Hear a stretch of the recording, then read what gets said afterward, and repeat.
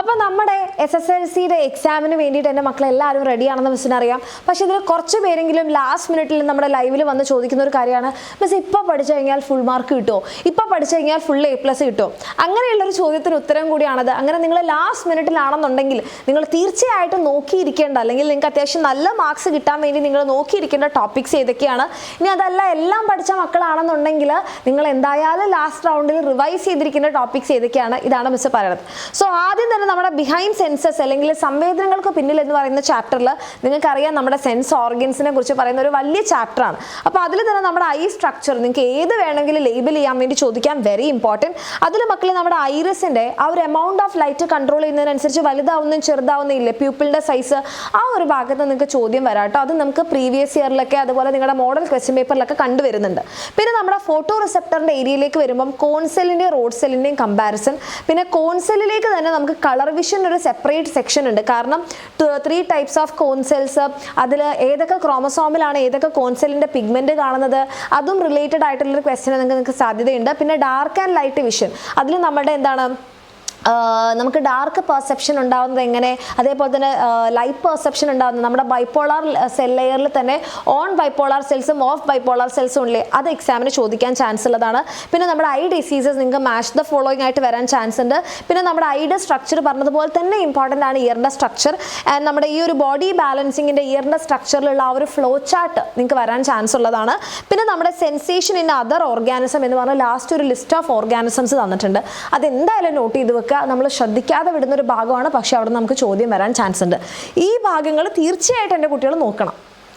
പിന്നെ നമ്മുടെ immunity and health care എന്ന് പറഞ്ഞ ചാപ്റ്ററിൽ നിങ്ങൾക്ക് ഇന്നേറ്റ് ഇമ്മ്യൂണിറ്റി ഉണ്ടല്ലോ, നമ്മുടെ പ്രൈമറി ലെവലും സെക്കൻഡറി ലെവലും, അതെന്തായാലും നോട്ട് ചെയ്ത് വെക്കുക. അത് നിങ്ങൾക്ക് മാച്ച് ദ ഫോളോയിങ് ആയിട്ടോ അല്ലെങ്കിൽ നിങ്ങൾക്ക് അത് എഴുതാനൊക്കെ ആയിട്ട് വരാൻ ചാൻസ് ഉള്ളതാണ്. പിന്നെ അതിന് നമ്മുടെ ഫാഗോസൈറ്റോസിസിൽ തന്നെ ഒരു ഡയഗ്രം ഉണ്ടല്ലോ ടെക്സ്റ്റ് ബുക്കിൽ, അത് വളരെ പ്രധാനപ്പെട്ടതാണ്. പിന്നെ നമ്മുടെ ബ്ലഡ് ക്ലോട്ടിങ്ങിൻ്റെ സ്റ്റേജസ്, ഇതിൽ നമ്മുടെ ഈ ഒരു ഡയഗ്രം നിങ്ങൾക്ക് ഇമ്പോർട്ടൻ്റ് ആണ്. ആൻഡ് ബ്ലഡ് ക്ലോട്ടിങ്ങിൻ്റെ കാര്യത്തിലേക്ക് വരുമ്പോൾ ആ സ്റ്റേജസ് ചോദിക്കാറുണ്ട്. ലിംഫോസൈറ്റ്സിൻ്റെ കാര്യത്തിലേക്ക് വരുമ്പോൾ കമ്പാരിസൺ, ബി ലിംഫോസൈറ്റും ടി ലിംഫോസൈറ്റും, അതൊരു ടേബിൾ ഫോർമാറ്റിലൊക്കെ നമുക്ക് വരാൻ ചാൻസ് ഉള്ളതാണ്.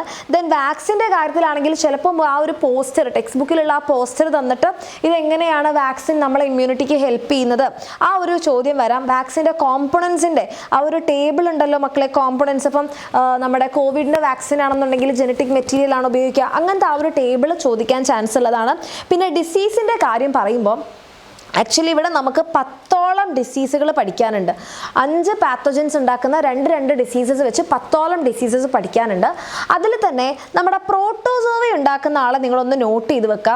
കാരണം പ്രോട്ടോസോവ ഉണ്ടാക്കുന്ന മലേറിയ അധികവും ചോദിച്ച് കാണുന്നൊരു ചോദ്യമാണ്. അതേപോലെ തന്നെ ഈ തവണ ആഡ് ചെയ്തതാണ് അമീബിക് എൻസെഫലൈറ്റിസ്. അതായത് ഇപ്പം നമ്മുടെ നാട്ടിൽ കുറച്ച് കൂടുതലായിട്ട് കാണുന്ന ഒരു അസുഖവും കൂടി ആയതുകൊണ്ട് തന്നെ അത് ചോദിക്കാൻ ഏറ്റവും കൂടുതൽ സാധ്യതയുണ്ട്. പിന്നെ ഈ ബാക്ടീരിയയുടെയും അതുപോലെ തന്നെ വൈറസിൻ്റെയും ഫംഗസിൻ്റെയും വിരകളുടെയൊക്കെ കാര്യത്തിൽ അതൊരു ടേബിൾ ഫോർമാറ്റിൽ കമ്പാരിസണോ അല്ലെങ്കിൽ മാച്ച് ദ ഫോളോയിങ് ആയിട്ടോ അല്ലെങ്കിൽ സെപ്പറേറ്റ് ആയിട്ടൊരു അസുഖമായിട്ടോ വരാം. അത് നമുക്ക് ഏത് വരും എന്ന് നമുക്ക് പറയാൻ പറ്റില്ല. പക്ഷേ ഇതിന് കുറച്ച് ചാൻസ് കൂടുതലുള്ള ആൾക്കാരാണ് പ്രോട്ടോസോവ. പിന്നെ ഈ 3 ആൾക്കാരെ മിസ് ഉറപ്പിച്ച് പറയാം, ഇത് 3ഉം ഇമ്പോർട്ടൻ്റ് ആണ്. ക്യാൻസർ എന്തുകൊണ്ട് വരുന്നു, എന്തൊക്കെയാണ് കാരണങ്ങൾ, എങ്ങനെയൊക്കെ പരിഹരിക്കാം.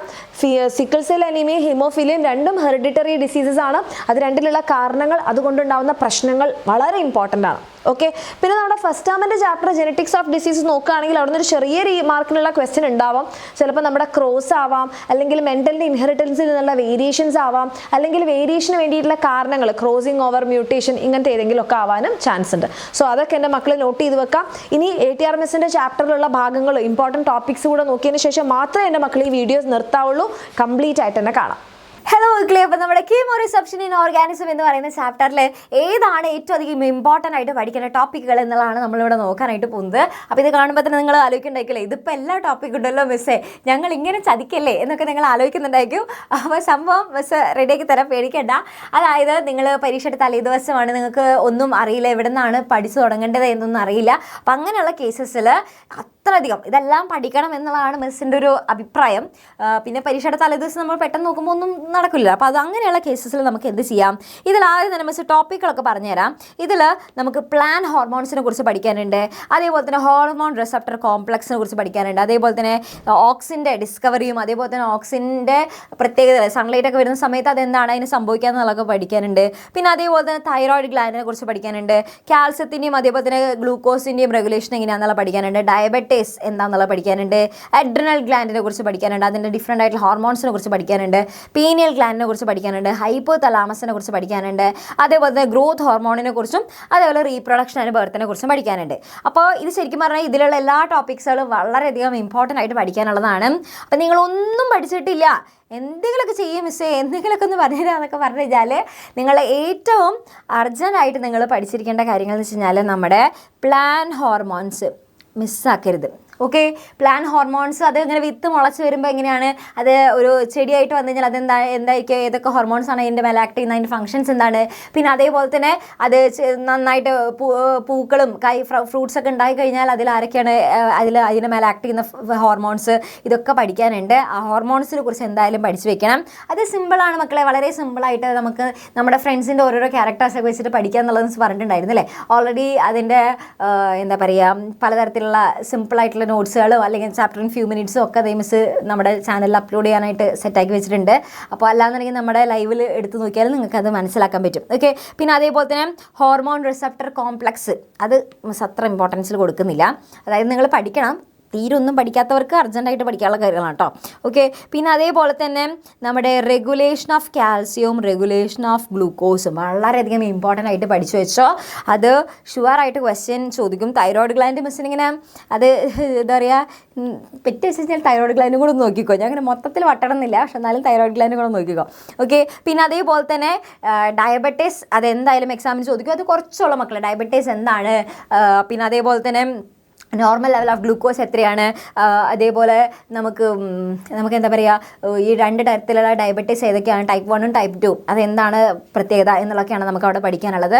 പിന്നെ അതേപോലെ തന്നെ നമ്മുടെ അഡ്രിനൽ ഗ്ലാൻഡ് വളരെ ഇമ്പോർട്ടൻ്റ് ആയിട്ട് പഠിച്ചിരിക്കുക. പീനിയൽ ഗ്ലാൻഡ് ജസ്റ്റ് നിങ്ങൾ എന്ത് ചെയ്യുക, പീനിയൽ ഗ്ലാൻഡ് നിങ്ങൾ ബയോളജിക്കൽ ക്ലോക്കാണ് പീനിയൽ ഗ്ലാൻഡ് എന്നുള്ളത് മനസ്സിലാക്കി വെക്കുക. നമുക്ക് ഉറങ്ങാനും എണീക്കാനൊക്കെ സഹായിക്കുന്നതാണ് പീനിയൽ ഗ്ലാൻഡ്. പിന്നെ അതേപോലെ തന്നെ മെലാട്ടോണിൻ എന്ന് പറയുന്ന ഹോർമോണാണ് അവർ സെക്രീറ്റ് ചെയ്യുന്നത് എന്നുള്ളതും കൂടെ ആ അത്രയും പോയിന്റുകൾ മാത്രം എന്ത് ചെയ്യുക പീനിയൽ ഗ്ലാൻഡ് കേസിൽ മനസ്സിലാക്കി വയ്ക്കുക. പിന്നെ ഹൈപ്പോ തലാമസ് നിർബന്ധമായിട്ട് നിങ്ങൾ പഠിച്ചു പോകണം കേട്ടോ. അത് വളരെ ഷുവറാണ്, എന്തായാലും ക്വസ്റ്റ്യൻ ചോദിക്കും. അതേപോലെ ഗ്രോത്ത് ഹോർമോണും. ഓക്കെ, ഇത്രയും കാര്യങ്ങൾ നിങ്ങൾ എന്ത് ചെയ്യണം, ഈ ഒരു ചാപ്റ്റർ ഇത്തവണ നമ്മുടെ എക്സാമിന് വളരെയധികം ഇമ്പോർട്ടൻ്റ് ആണ് ഈ ഒരു ചാപ്റ്റർ.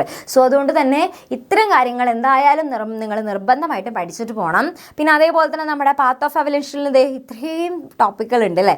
അപ്പോൾ അതിൽ നിങ്ങൾ എന്ത് ചെയ്യുക, മെയിനായിട്ട് നിങ്ങൾ ലാമാർക്കിസും അതേപോലെ തന്നെ ഡാർവിനിസും നോക്കി വയ്ക്കാം. ഓക്കെ, അത് നിങ്ങൾക്ക് വേണമെന്നുണ്ടെങ്കിൽ ഒരു കാര്യം ചെയ്താൽ മതി. ഈ ലാമാർക്കിസും ഡാർവിനിസും തമ്മിലുള്ള ഡിഫറൻസസ് ഇത് മാത്രം നോക്കിയാൽ തന്നെ നിങ്ങൾക്ക് എന്ത് ചെയ്യാൻ പറ്റും, ലാമാർക്കിസും ഡാർവിനിസും എന്താണെന്നുള്ളൊരു ഐഡിയ കിട്ടും. ഓക്കെ, പിന്നെ അതേപോലെ തന്നെ നമ്മുടെ നിയോ ഡാർവിനിസം ജസ്റ്റ് ഒന്ന് വായിച്ചു പോവുക. പിന്നെ അതേപോലെ തന്നെ ഹ്യൂമൻ എവല്യൂഷനിലെ പല ആൾക്കാർ നമ്മൾ ഒരിക്കലും മോഡം എക്സാമിൻ്റെ ടോപ്പിക്സിൽ നിന്ന് ക്വസ്റ്റ്യൻസ് ഒന്നും വരില്ലല്ലോ എന്ന് വിചാരിക്കും. പക്ഷെ അങ്ങനെയല്ല, മുന്നൊക്കെ ക്വസ്റ്റ്യൻസ് വന്നിട്ടുണ്ടായിരുന്നു. ഒരു 20% ക്വസ്റ്റ്യൻസ് ഓണം എക്സാമിൻ്റെ പോർഷൻസിൽ നിന്ന് വരാൻ സാധ്യതയുണ്ട്. സോ അതുകൊണ്ട് തന്നെ നോക്കി പോവാം. ഓക്കെ, പിന്നെ അതേപോലെ തന്നെ നമ്മുടെ ബ്രെയിനും സ്പൈനൽ കോഡും അതിൻ്റെ സ്ട്രക്ചർ വളരെയധികം ഇമ്പോർട്ടൻ്റ് ആയിട്ട് പഠിച്ചു വയ്ക്കുക. ന്യൂറോണിൻ്റെ സ്ട്രക്ചറും പഠിച്ചു വയ്ക്കുക.